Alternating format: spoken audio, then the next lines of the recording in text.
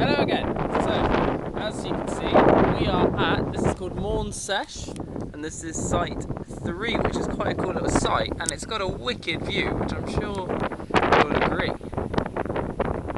So what we can see up there is Breeze Fair Peak. Over there, that's the Maccabee viewpoint. And so this here is the Monava Gorge. There's Petty Gorge, and then behind that is lower gorges. So I'm here waiting for a kestrel, which is pretty cool. I've been meaning to do one of these every day just because I feel like I should, really. And I didn't do one yesterday for a couple of reasons. One, I was with Laurent, not by myself, so it would have been a bit odd if I was talking in front of the camera. And so I decided that I would do one when I get home, but I have not been as tired as I was yesterday. Yesterday, there were two sites here at Morn Sesh. There's this one on this side, and then on the other side there's one called Amphitheatre. And what should have taken us about 2 hours in the end took us nearly 4. And it was all due to me. I forgot where the cavity was on the cliff. So as I went down, I was down abseiling for about 2.5 hours, which was absolutely evil, and I got a little bit burned. And I just basically knackered myself out for the whole day and completely dehydrated myself. And what was one of the problems was there was a bush in the way, sorry for the wind, and there was a bush in the way, so I had to go down either side of this bush. And so I went down one way and thought I wasn't on the right side because I saw a kestrel on the other side. So I climbed up, went down, realised I'd been wrong and I was right the first time.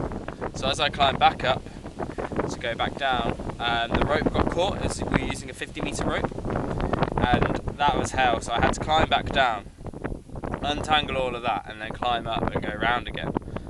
Oh god, it was so painful. And what was made even worse was in the morning, I forgot to give Laurent the 50-metre rope that he can bring in. So I had to bring all my own equipment plus the 50-metre, which pretty much makes it 15-20 kilos that I was carrying. And that was absolutely difficult. It just doubles the weight of your whole stuff. And the cycle in was really, really tough. And yeah, yesterday I must have gone through about 5 litres before 2 o'clock, 3 o'clock. I ended up having to drink water from the river, which was, it's not ideal because potentially there's loads of stuff in it. But actually just about down there, which is quite cool. What else? Yeah, in the end it turned out alright.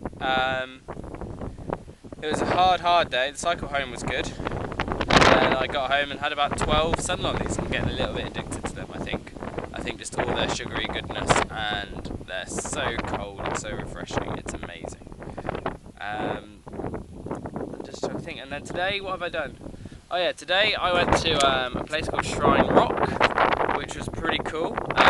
Basically it's a site, and what makes it even cooler is that it's in a tree cavity. The problem is the tree cavity is on the other side of the tree which you climb up, and it's a bit of a difficult. And so what we did, and to tape it is really, really hard. So what we did instead was we connected some string around the top of the tree, around one of the branches, so we can just climb up and see it. The problem is, for the past 3 times with me and Denny, it's been cut every single time, and I thought, oh, this time it's going to be fine because we set it up right, and no, once again it's been cut. I don't know who by or what or whatever, but 4 times now that's come off, and that's quite interesting. If it's an animal cutting it off, then it's quite a strange thought. And so I tried taping it originally, but it was so wet this morning, and you can't really tell now, but it was really, really damp. It rained in the night, so the tree was damp anyway, and I just slipped and couldn't get a grab. So what I did was, we had some nylon, and I tied a rock on, and I used it as like a little sling, and got it around one of the branches, one of the lower ones. So I was able to then, so that took me about 45 minutes to actually do that. And then I was climbed up, and that was fine, but then the problem was that the cavity was around the other side still, and I had no way of securing myself to view it. So that took me ages, and that was really hard, but it worked well enough, and I got a little bit scared, I will be honest. And there are 3 pre-fledges, and they're all good, so they're going to they're going to fledge within the next few days, which is really, really good news for us. And then on my way down, I got a little bit stuck. This wind. As I went down, I clipped in my chest harness, my chest ascender, and so that made I thought I was going down. I couldn't get the chest ascender off. I connected on my descenders, and that was really problematic because I couldn't get it off for a lot more money. And in the end, I had to take it off. And I tried to disconnect it, and I couldn't. And I had to force myself to like go down, and that was that really knackered me out. And that took me about 2 hours in the end to do instead of an hour. That should have taken about an hour and a half or so at the most. It took me about 2 hours, and then I came up the bottom of Morn Sesh, and that was easy enough. Had a little break there, got up to what we call the CMA, which is a conservation management area, which is supposedly full of endemic trees. Had a little nap when I got inside there, and I had a too long nap, to be honest. And then I came up here, and now I'm just chilling out for a little bit, and then I'm going to go up there. I'm going to abseil down and round that bit of rock outcrop, and the cavity is just there. I did it on Saturday, so I should remember everything. Just trying to think, is there anything else to share with you guys? No, not really.